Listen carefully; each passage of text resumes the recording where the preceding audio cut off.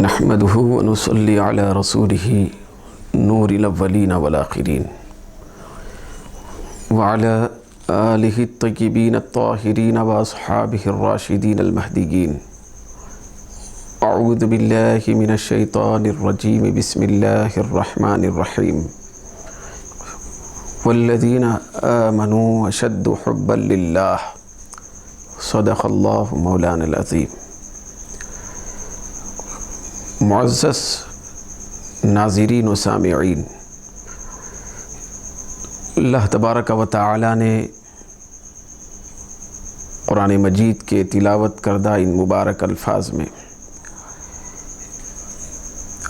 اپنی شدید محبت کے ضمن میں ایمان والوں کی تعریف بیان فرمایا ہے. چنانچہ اس نے فرمایا والذین آمنوا اشد حبا للہ. جو لوگ صاحب ایمان ہیں، جن کے دلوں میں ایمان کا چراغ جل رہا ہے، وہ اللہ سے شدید محبت فرمانے والے، پھر اللہ سے حد سے زیادہ محبت کرنے والے ہوتے ہیں. اللہ تبارک و تعالی کی محبت یہی ایمان ہے، یہی اصل عبادت ہے، یہی ایمان کی جڑ اور بنیاد ہے. ساری محبتیں اللہ تبارک و تعالی کی محبت کے نتیجے میں وجود میں آتی ہیں. اللہ تبارک و تعالی سے محبت کرنا یہ بندہ مومن کی بہت بڑی معراج ہے. محبت کی نسبت کبھی بندے کی طرف کی جاتی ہے، کبھی خدا کی طرف کی جاتی ہے. یعنی بندہ جب اللہ تبارک و تعالی سے محبت کرے تو محبت کرنے والا بندہ محب کہلاتا ہے، پروردگار عالم کی ذات اقدس محبوب کہلاتی ہے.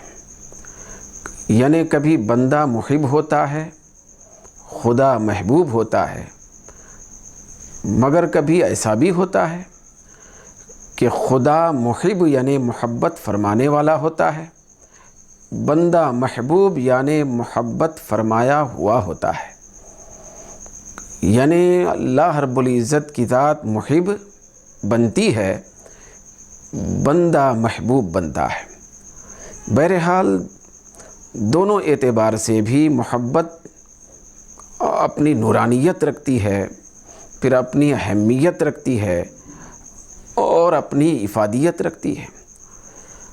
محبت ایک بہت بڑی لازوال دولت ہے. محبت سکون اور قرار کا بہت بڑا ذریعہ بھی ہے. محبت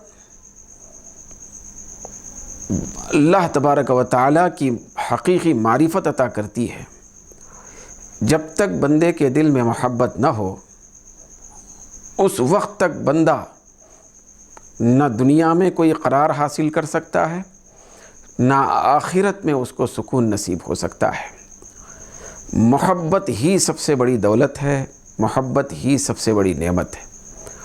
یہاں تک کہ یہ فرمایا گیا کہ جب بندہ مومن کا آخری وقت آ جاتا ہے، جو بندہ حد سے زیادہ اللہ تبارک و تعالی سے محبت کرنے والا ہو، والذین آمنوا اشد حبا للہ کی عملی تفسیر بن جائے، یعنی مومن پروردگار عالم سے حد سے زیادہ ٹوٹ ٹوٹ کر بے پناہ بے انتہا محبت کر رہا ہو، تو ایسے بندے پر جب موت وارد ہونے کا وقت آ جاتا ہے تو محبت کا کمال یہ ہوتا ہے کہ فرشتہ جب اس بندہ مومن کی روح نکالنے کے لیے پہنچتا ہے، شدت کے ساتھ اس بندے کے دل میں اللہ کی محبت جب جاگزی ہے اور پیدا ہوئی ہے، پھر ایسے عالم میں جب ملک الموت، موت کا فرشتہ اس کی روح نکالنے کے لیے پہنچتا ہے، تو موت کا فرشتہ کتنی ہی کوشش کیوں نہ کر لے، اس شدید محبت کرنے والے کی روح نکالنے کی، لیکن اس کی روح نکلنے نہیں پاتی۔ چنانچہ حضرت سیدنا موسیٰ کلیم اللہ علیہ السلام کے پاس ملک الموت پہنچے، موت کا فرشتہ جب پہنچنے کے بعد انہوں نے اللہ کے کلیم سے عرض کیا کہ ادعوک من دار الغرور الی دار السرور ومن دار المحنت الی دار النعمہ، کہ اے اللہ کے کلیم، اے اولو العزم پیغمبر، میں آپ کو دھوکے کے گھر سے خوشی کے گھر کی طرف لے جانے کے لیے آیا ہوں، محنت اور مشقت کے مقام سے نعمت اور راحت کے مقام کی طرف لے جانے کے لیے آیا ہوں۔ حضرت سیدنا موسیٰ علیہ السلام نے ارشاد فرمایا کہ اے فرشتے، تیری غرض کیا ہے، تو کیا کہنا چاہتا ہے؟ تو فرشتے نے عرض کیا کہ میں مشقت کے مقام سے نکال کر راحت کے مقام کی طرف لے جانا چاہتا ہوں، غرور اور دھوکے کے مقام سے نکال کر سرور اور خوشی کے مقام کی طرف لے جانا چاہتا ہوں۔ تو حضرت سیدنا موسیٰ علیہ السلام نے ارشاد فرمایا کہ میں آنا نہیں چاہتا۔ بھیا اگر یہ وجہ ہے تو میں کبھی بھی آنا پسند نہیں کروں گا۔ تو وہ ملک الموت جب اصرار کرنے لگے تو حضرت موسیٰ علیہ السلام کو جلال آیا۔ جلال آنے کے بعد ملک الموت کو انہوں نے تھپڑ رسید فرمایا۔ ملک الموت پر حضرت موسیٰ علیہ السلام کے تھپڑ کے جلال کی کیفیت پہنچی تو اللہ کی بارگاہ میں وہ حاضر ہوئے، عرض کرنے لگے کہ تیرے کلیم آنے کے لیے تیار نہیں ہے۔ تو اللہ رب العزت نے ارشاد فرمایا کہ اے ملک الموت، تو میرے محبوب سے، جس کے دل میں میری محبت شدید سے شدید تر ہے، جو میرا خاص ہے، جو میرا چہیتا ہے، تو اس کو لانے کے لیے اور اس کی روح نکالنے کے لیے تو نے کیا کہا؟ تو اس فرشتے نے عرض کیا کہ مولا، میں نے یہ کلمات کہے کہ غرور کے گھر سے سرور کے گھر کی طرف لے جانا چاہتا ہوں، زحمت کے گھر سے رحمت کے گھر کی طرف لے جانا چاہتا ہوں۔ تو اللہ رب العزت نے فرمایا کہ میرا وہ بندہ یہ کلمات سن کر میری بارگاہ میں نہیں آ سکتا، بلکہ تو میرے بندے کے پاس پہنچ، پھر اس سے یہ کہہ کہ اے اللہ کے کلیم، ادعوک الی ربک،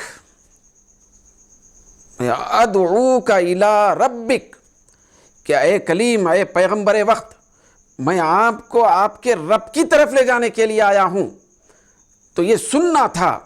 حضرت موسیٰ کلیم اللہ علیہ السلام نے ارشاد فرمایا عجل عجل انا ارید لقاء ربی، جلدی کر مجھے لے جانے کے لیے اور میری روح نکالنے میں جلدی کر، عجلت کر، سرعت کر، میں میرے رب سے ملاقات کرنے کا شوقین۔ اس کے بعد حضرت موسیٰ علیہ السلام کی روح نکالی گئی۔ تو اس سے ہم کو یہ بات سمجھ میں آتی ہے، جب بندہ اللہ تبارک و تعالیٰ کی محبت کی شدت میں چلا جاتا ہے، بھئی اللہ کی محبت بندے کے دل میں حد سے زیادہ پیدا ہو جاتی ہے، بہت زیادہ اللہ کی محبت میں مستغرق ہو جاتا ہے، شدید محبت سے بندہ لبریز ہو جاتا ہے، ہمکنار ہوتا ہے، تو اس بندے کی روح بھی جب نکلنے کا وقت یا نکالے جانے کا وقت آتا ہے تو اللہ کی محبت کے آئینے میں، اللہ کی محبت کے سوال کے بعد وہ اللہ رب العزت کی بارگاہ میں پہنچتی ہے۔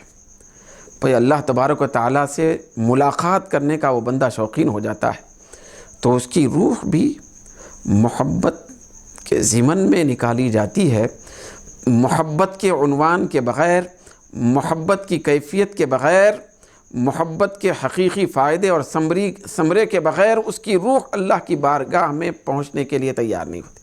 حضرت سیدنا ابراہیم علیہ السلام، ان کی بارگاہ میں بھی حضرت ملک الموت حاضر ہو گئے، پھر عرض کرنے لگے کہ سرکار، میں آپ کی روح نکالنے کے لیے آیا ہوں۔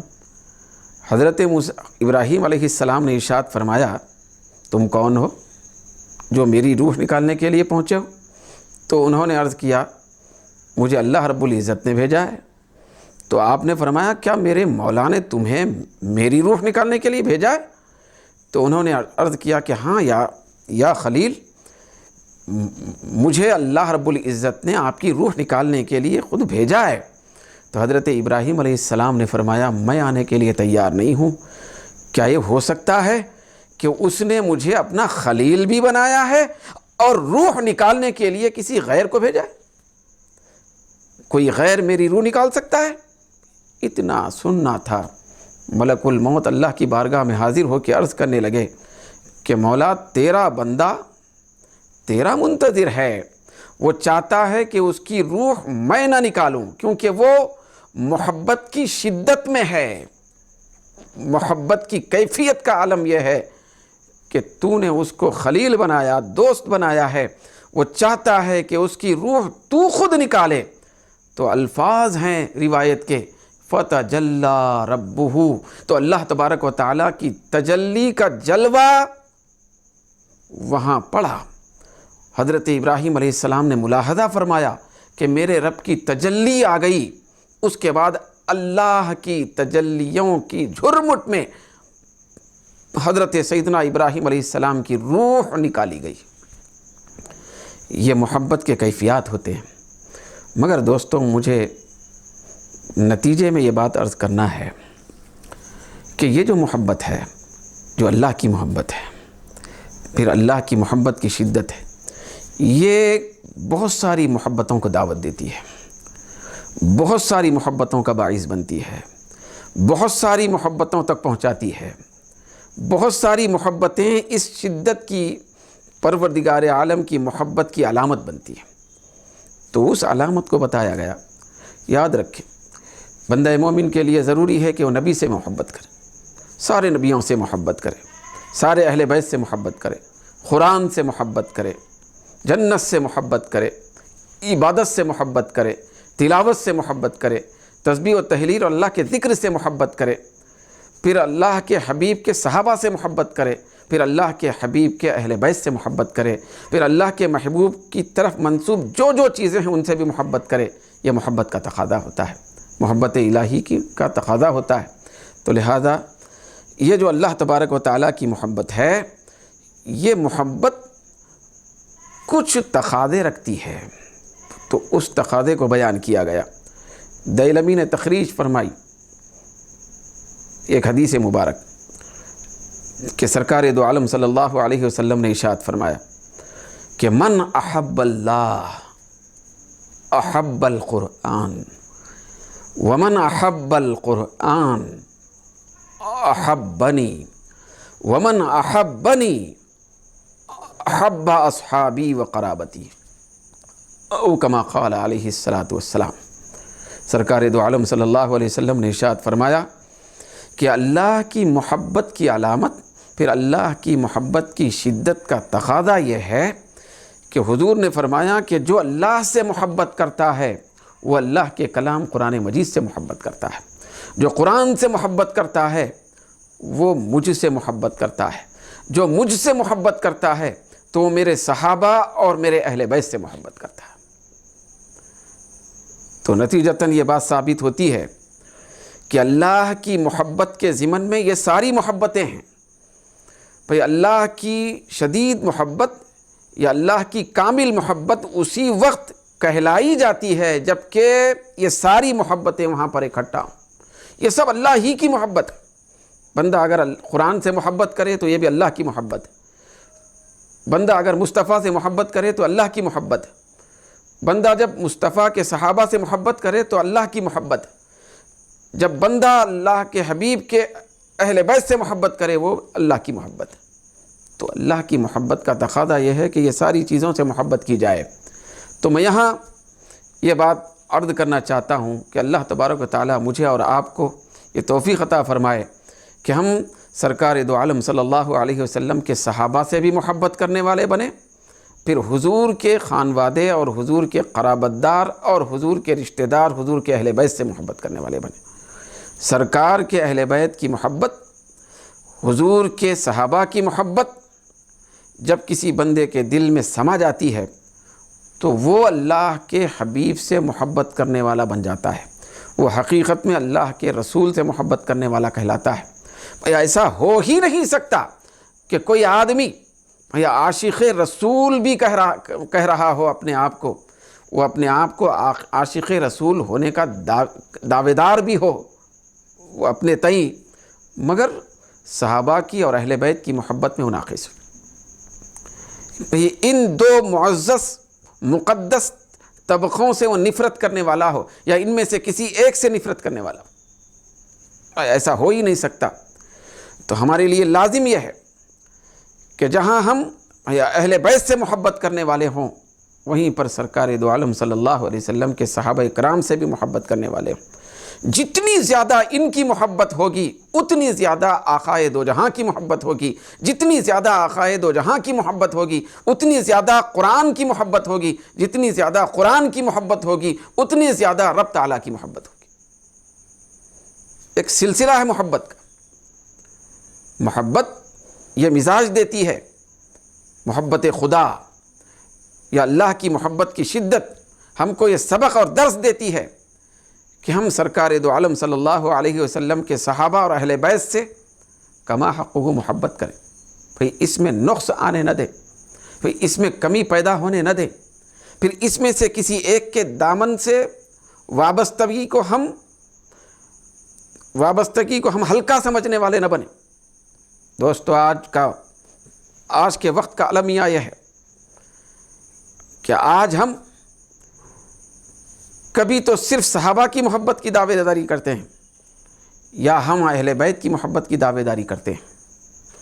صحابہ کی اور اہل بیت کی محبت یکساں طور پر چلنی چاہیے، دونوں کی تعظیم، دونوں کا ادب، دونوں کا احترام بندہ مومن کے نگاہ میں اور اس کے دل میں یکساں طور پر پایا جانا ضروری ہے۔ اس لیے کہ سرکار پاک صلی اللہ علیہ وسلم نے جب اپنے صحابہ اور اپنے اہل بیت کی محبت کو بتایا اور اس کو بیان فرمایا تو محبت کے ایک ہی لفظ کے تحت میں بیان فرمایا۔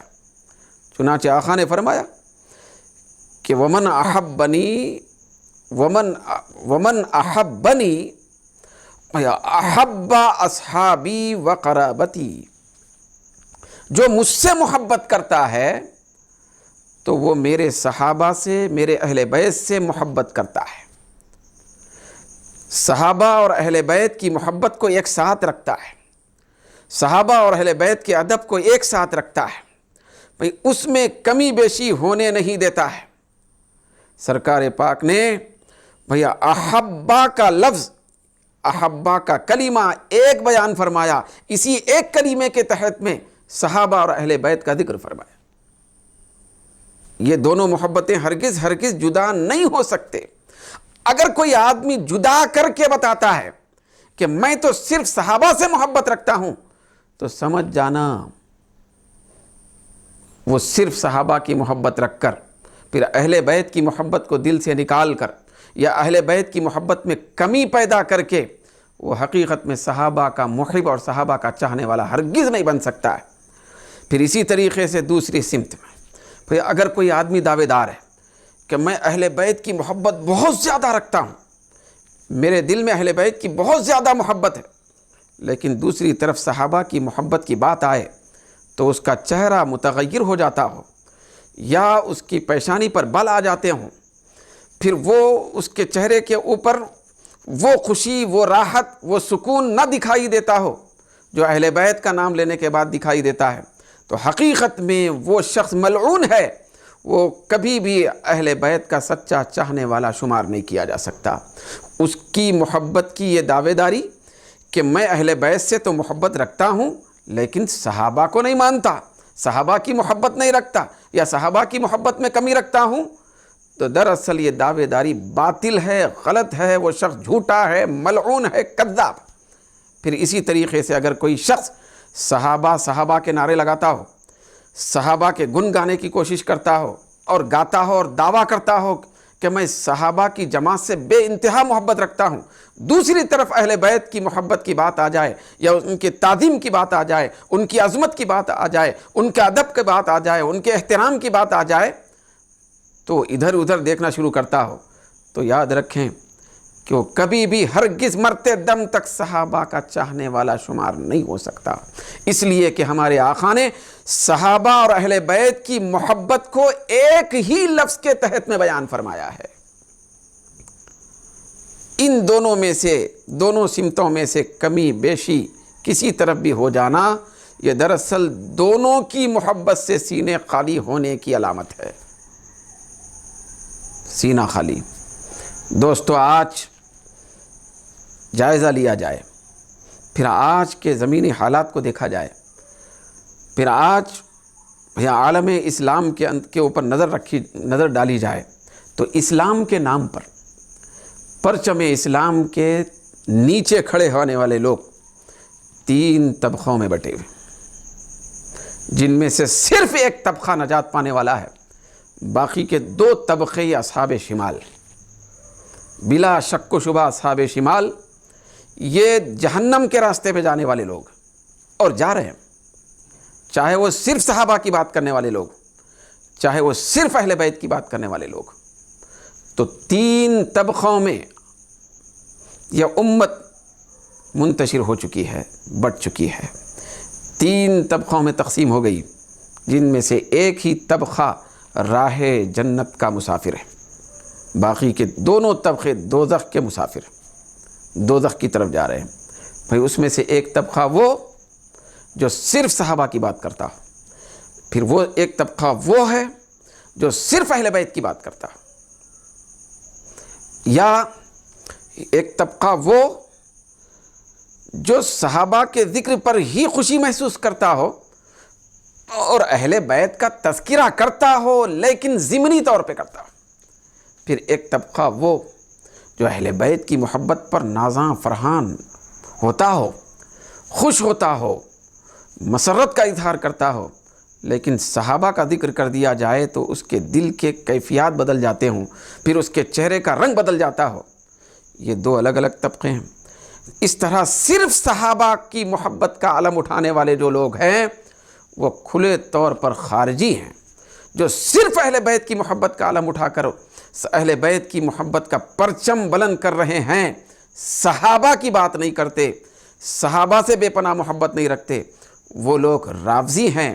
ان دونوں کے درمیان میں جو جنت کے راستے پہ چلنے والا طبقہ ہے وہ اہل سنت و جماعت کا طبقہ ہے، جن کے دل کے اندر صحابہ کی بھی محبت ہے اور اہل بیت کی بھی محبت ہے، جن کے ہاتھوں میں پرچم صحابہ بھی ہے، پرچم اہل بیت بھی ہے، جن کے سینے صحابہ کے چراغ سے بھی روشن، صحابہ کی محبت کے چراغ سے بھی روشن ہیں اور اہل بیت کی محبت کے چراغ سے بھی روشن ہیں۔ اللہ تبارک و تعالی ہم سب کو اہل سنت و جماعت کے اس مقدس طبقے کے مسافروں میں شامل فرمائے۔ وما علینا الا البلاغ۔